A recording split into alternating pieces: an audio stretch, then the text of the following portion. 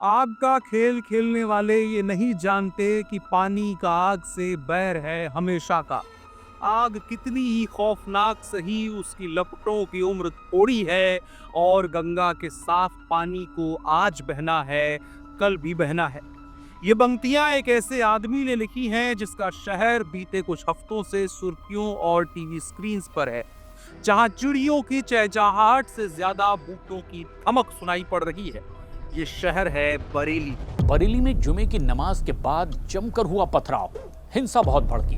I love Mohammad को लेकर जिस बात का डर था वही हुआ। आज बरेली में जबरदस्त हंगामा हुआ। बरेली में दंगा, तौकीर रजा का आवाहन और अब योगी सरकार का रिटर्न। शहर में जब आप घुसेंगे तो मजाक, आगे चलेंगे तो दरगाह, अंदर गए तो मौलाना और जब यहाँ रुक गए तो मिले तंगाई।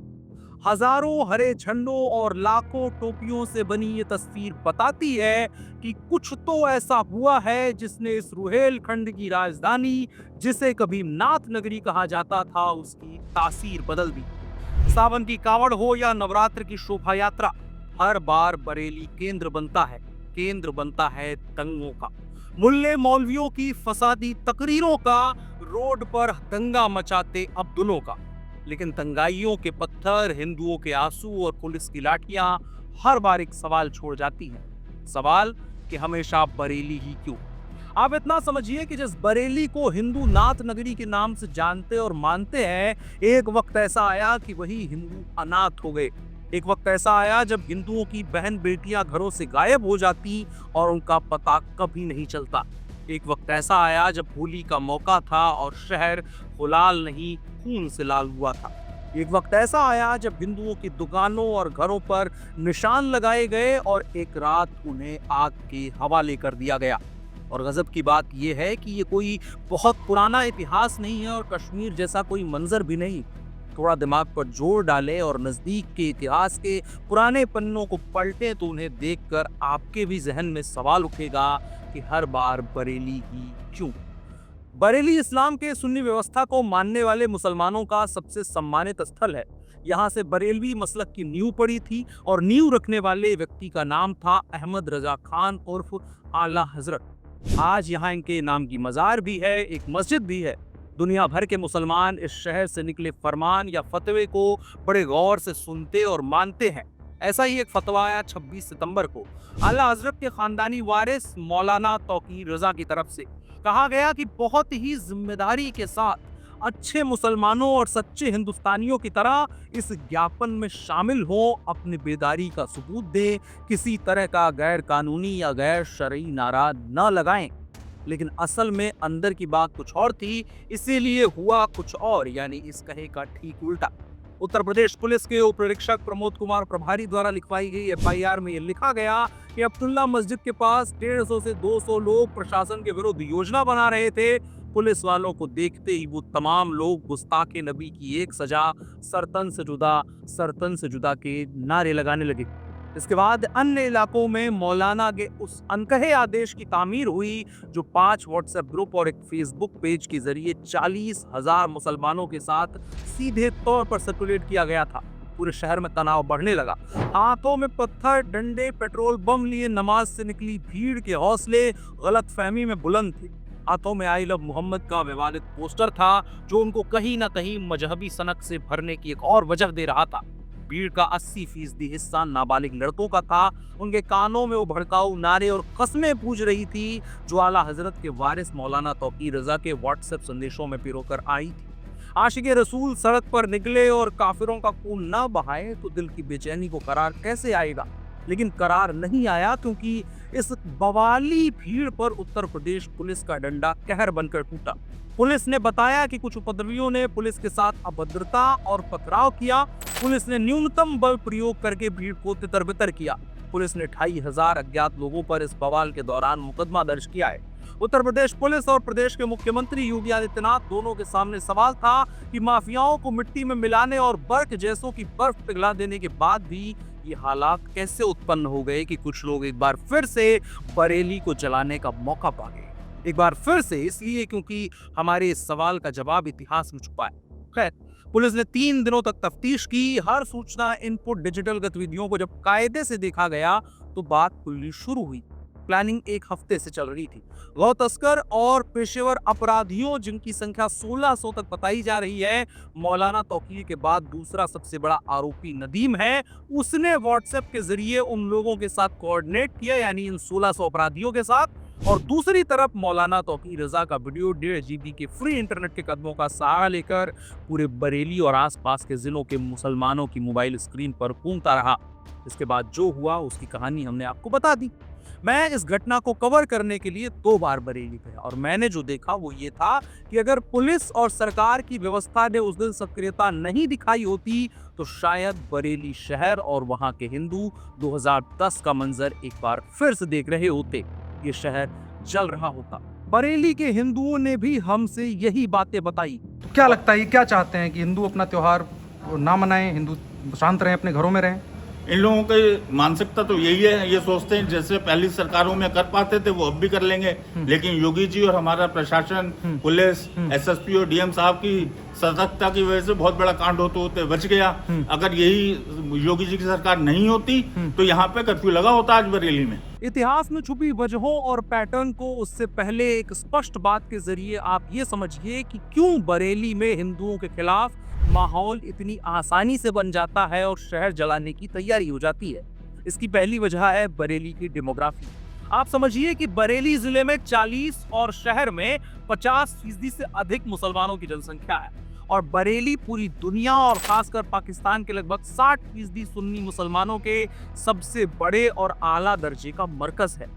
बरेली मसलक इसी जमीन से निकला है और बरेली के मुसलमानों के बीच ये भाव हमेशा से है कि हमें मुसलमानों को रास्ता दिखाना है, हम आला हजरत की जमीन के रहने वाले हैं। और बरेली में ग्राउंड रिपोर्ट के दौरान हमें वहां के मुसलमानों से बात करके भी यही बात समझ में आई।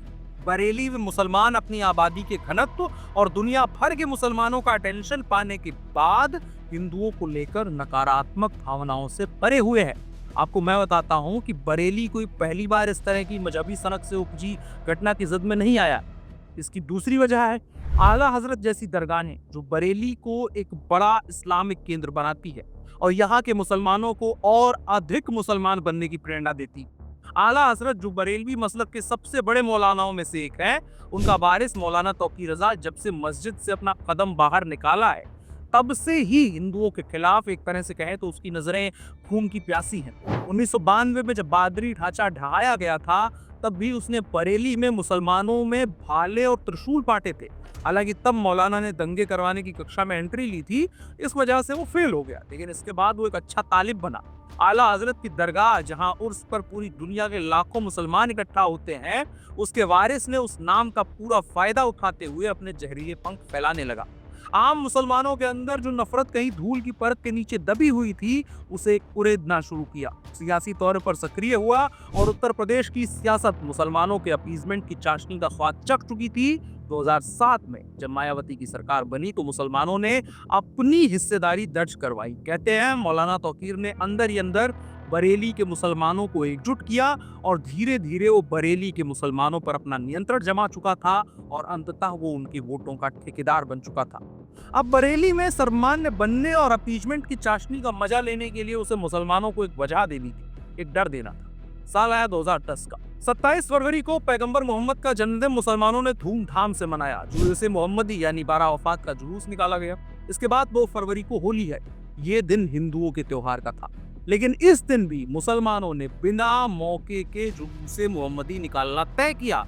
कोई रोक टोक नहीं हुई क्योंकि सरकार को उनके वोट एक मुश्त चाहिए थे उस वक्त।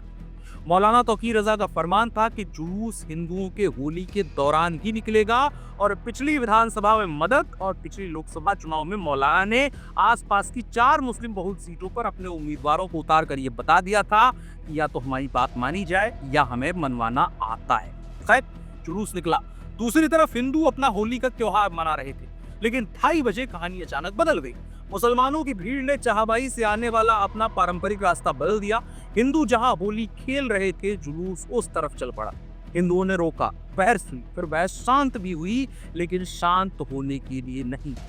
अंजुम में आए रसूल के आशिकों की भीड़ में से कुछ लड़कों ने हिंदू लड़कियों के साथ छेड़खानी शुरू कर दी। हिंदुओं ने प्रतिरोध किया और अपनी बेटियों को बचाने के लिए उन शोहदों को डंडे और पत्थर से मार दिया। बस बहाना मिल गया था। पेट्रोल बम, डंडों और गड़ासों से लैस भीड़ ने पहले से चिन्हित हिंदू घरों को आग लगानी शुरू करी। हिंदू महिलाओं के गले, कान, हाथों में मौजूद गहनों को लूटना शुरू कर दिया। चंद मिनट के भीतर पूरा बरेली शहर धधक रहा था।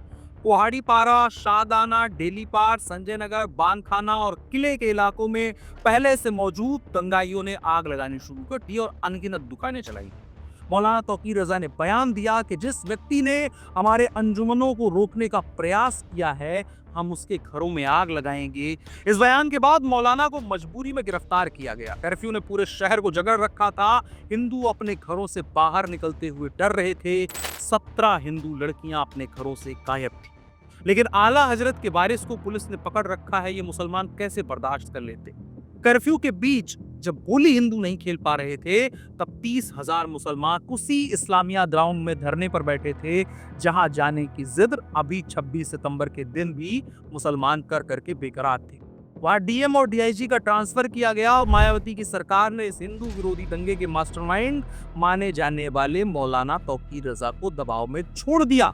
मैंने उस दंगे को देख चुके हिंदुओं से बरेली में बात की और उनका कहना साफ था कि उस रिहाई ने न सिर्फ हमारे लिए बल्कि हमारी अनगिनत पीढ़ियों के लिए कैद अता की है। इसके बाद हिंदुओं के खिलाफ होने वाले बवाल के सिलसिले बढ़ते गए। 2012 में अखिलेश यादव की सरकार आते ही जुलाई के महीने में सावन के मौके पर शिव भक्तों के द्वारा डीजे बजाने को लेकर मुसलमानों ने हिंदुओं पर हमला कर दिया। नतीजतन 4 लोगों की मौत हुई। 7 अगस्त तक कर्फ्यू रहा। फिर अगले 11 अगस्त को जन्माष्टमी के मौके पर दंगे भड़के, गोलीबारी हुई, 18 लोग घायल हुए।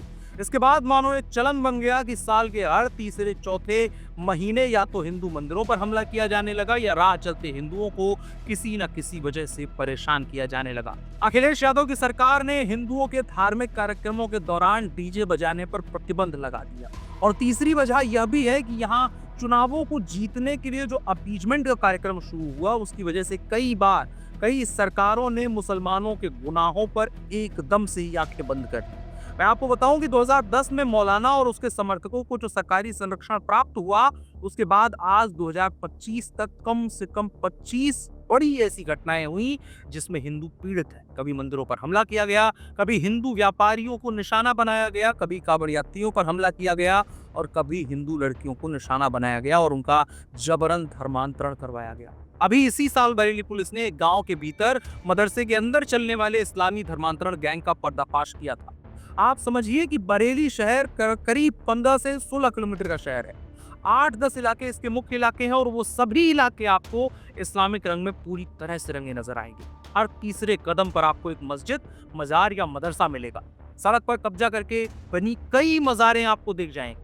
बरेली की कई बाजारों में हिंदू और मुस्लिमों की दुकानों में 10 से 90% का अनुपात का अंतर दिखता है और स्पष्ट रूप से दिखाई देता है कि जनसंख्या का अनुपात का पलड़ा जो मुसलमानों की तरफ कहीं झुका हुआ दिखता है, वो कहीं ना कहीं मुसलमानों का मन रोज बढ़ा रहा है और नतीजतन वे हिंदुओं के विरुद्ध लगातार किसी न किसी षड्यंत्र की तैयारी में लगे रहते हैं। अभी हालिया जो आइलम मोहम्मद का प्रकरण हुआ है, उसमें मुसलमानों ने अपने बच्चों तक से न सिर्फ पत्थर पिकवाए हैं बल्कि अल्लाह के नाम पर जान देने की कसम खाने वाले हिंसक नारे भी लगवाए। मैंने खास तौर पर जवान मुसलमान लड़कों से बात की। वहां पर उनके भीतर एक अलग तरह की नफरत है। एक लड़का जिसे कुछ भी जानकारी नहीं है, वो भी ये कह रहा था कि देश में नबी की शान में गुस्ताखी बढ़ गई है, इसलिए मुसलमानों का नाराज होना और सड़कों पर भीड़ बनकर आना जायज है। ये आपने देखा होगा देश में कहीं भी कोई भी उठ के हुजूर की शान में गुस्ताखी कर रहा है। सरकार ने करी शान में गुस्ताखी? सबने की। बहुत सारे लोग, किसके नाम गिनाए जाएंगे? 2 नाम बताओ। बहुत सारे लोगों ने 2 नाम। बहुत सारे लोगों ने 2 नाम। विपुल शर्मा ने की थी और एक हमारी तरफ लोकल में उसका नाम क्या है, नाम अभी मुझे याद नहीं है फिलहाल। अधेड़ उम्र के मुसलमानों के बीच नफरत काफी अंदर तक घर कर रही है। तौकीर रजा को लेकर वो मानते हैं कि वो आला हजरत का वारिस है, तो उसकी बात सुनना उनके लिए जन्नत के दरवाजे खोल देगा। और साथ ही मेरी समझ में ये भी आता है कि बीते 2 दशकों में राजनीति के द्वारा इस क्षेत्र के मुसलमानों को अपना एकजुट समर्थक और वोटर बनाए रखने के लिए भी इनकी सही गलत हर बात को माना गया और इनकी तमाम नैतिक अनैतिक बातों को लगातार नजरअंदाज किया जाता रहा। अब आप समझ पा रहे होंगे कि क्यों और कैसे बरेली बीते 2 दशकों में हिंदुओं के विरुद्ध जो प्रमुखता से षड्यंत्र बने उनका केंद्र बना हुआ है। इसके अलावा विस्तार से अगर आपको ग्राउंड रिपोर्ट के जरिए समझना है तो आप वो सब कुछ हमारे YouTube चैनल पर मौजूद हमारी ग्राउंड रिपोर्ट में देख और महसूस कर सकते हैं, जो सच हमने अपनी ग्राउंड रिपोर्ट में दिखाया है। फिलहाल वीडियो में इतना ही। मेरा नाम अनुराग मिश्रा है। आप इंडिया देख रहे थे। धन्यवाद।